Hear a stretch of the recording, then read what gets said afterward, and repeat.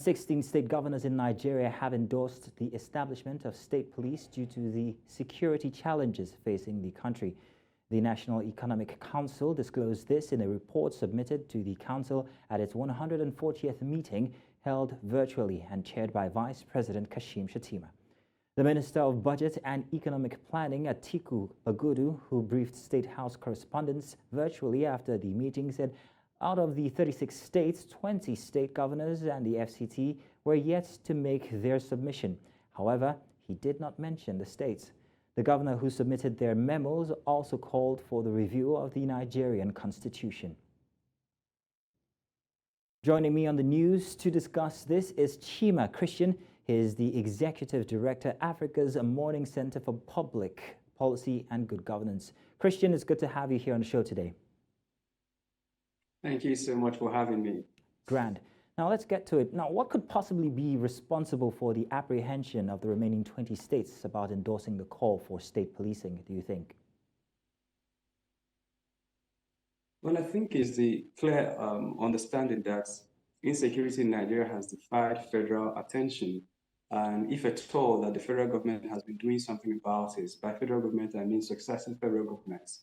Now, it's becoming evident that what they are doing is not working. And as you would know, Nigeria's security apparatus is structured in a unitary format. For instance, no governor of any state today could command even as little as the national police officer in his state, because as you would know, the DPOs take instructions from their commissioners, and the commissioners of police respectively take instructions from the IGP in Abuja. So what that means is that the governor is answering in nomenclature, the chief security officer, but in operations, he cannot command anybody. So whatever the governor gets out of the security officers in his state, whether they be police, navy, army, is what he could use personal influence to do. But you can't be in a position where you can give direct instructions and they are carried out. Yes, periodically, governors give interventions to federal forces. For instance, they buy them gadgets, buy them mobile equipment, buy them mobile phones, and walkie-talkies and all of those things. And there's sometimes operational vehicles and then logistics support to them. But then with all of those things, you can't get them to deploy. And we have had series of governors who received early warning signal of some things that are going to happen in their states, and they can't give clear mandates to security chiefs, and they are obeying them. So within that framework, the governors are now thinking about a security outfit that is responsive to them, that they can determine its outcome, that they can, for instance, redeploy at will, fire the service chiefs when they believe that they are not performing. So that's why I think that you want to have another layer of security for the people that is controlled at the states. So I get you there. So security processes are totally boycotting the governors in each state. But what possible advantages or what other advantages could be enjoyed by the citizenry this time if the proposed system were to be fully embraced? Now, for instance, we do know that there are certain questions we have to ask the state governors to provide. For instance, a few days ago, it was made available to the public the amount of money that was shared as federal allocation to the respective states. And people are saying, oh, if my state governor received this kind of allocation, and maybe I should begin to ask questions as to how it is utilized. But today, if you have state police now, when insecurity arises, people can hold the governor responsible. Because today, you can't hold the governor responsible for anything. Look at what happened in Delta State. The governor has to run to Abuja to report to the president. Look at what is happening in other states. If it happens in Plateau, Plateau governor has to run to Abuja because he's practically without help.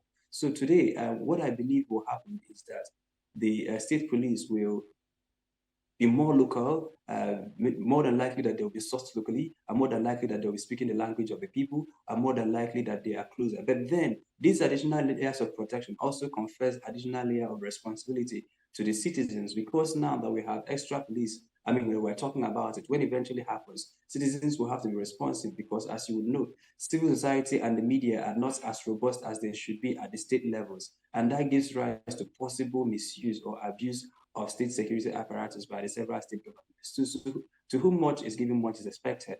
If we're going to give the citizens additional layer of protection, that also connotes some additional layer of risks in terms of police brutality, in terms of governors abusing their powers, but that also confers some responsibility on the citizens to sit up the more, to ask questions the more, and to demand for better policing from their respective state governors.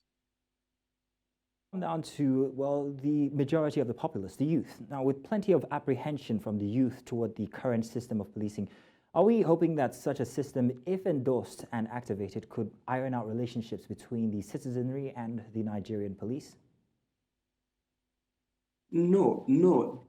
Trust is earned, all right? If the Nigerian police wants to earn the trust of the citizens, it has to work hard to earn it. If the Nigerian military wants to earn the trust of the citizens, it has to work hard to earn it. But what I've seen is that the manner they have carried out policing in Nigeria is in such a place where citizens are beginning to distrust the institutions, and it's for a good reason. For instance, look at what happened in Delta State. It is quite sad and unfortunate that those 16 service personnel died in the manner they did. But the response of the military towards that, I don't think it was measured, and I don't think it was in a response that is in tandem with international best practices. And I don't think that this is a response that will elicit public sympathy and public support. Yes, something happened to them, and it's quite grievous, the kind of crime that was alleged to have been committed. But then how you go around,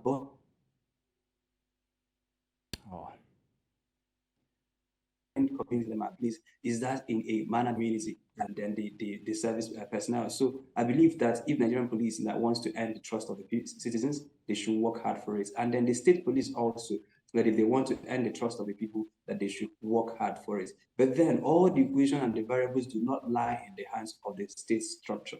All right. I believe that this is going to be a partnership between the state and the citizens. And so while we are complaining about anything, we should make sure to do our part. All right. I want citizens to be active in reporting crimes. I want citizens to be active in demanding for better policing. I want citizens to be active in reporting and insisting that errant officers will be punished. Because if we say, oh no, we have state policing now, then they can police us any way they want. But if we say, oh, while we have state policing, these are the lines on the sand, you can't cross it, and we must insist and drag them when that line has been crossed. That is a way that the police can respect and police us with respect and with dignity.